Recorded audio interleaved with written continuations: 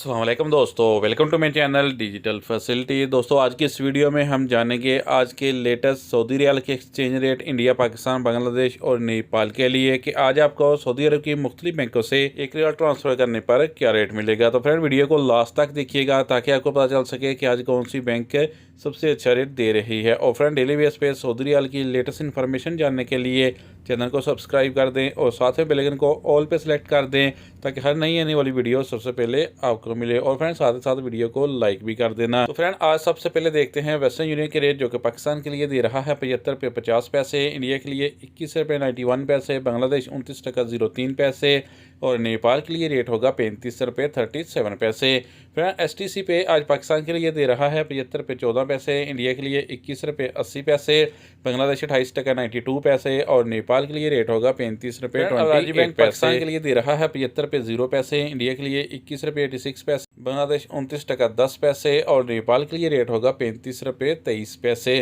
Friend, ANB Telemoney Pakistan के लिए दे रहा है 74 रुपये 72 पैसे, इंडिया के लिए 21 रुपये 91 पैसे, बांग्लादेश 29 टका 21 पैसे और नेपाल के लिए रेट होगा 35 रुपये 22 पैसे। फ्रेंड, UR पे पाकिस्तान के लिए दे रहा है 74 रुपये 98 पैसे, इंडिया के लिए 21 रुपये 86 पैसे,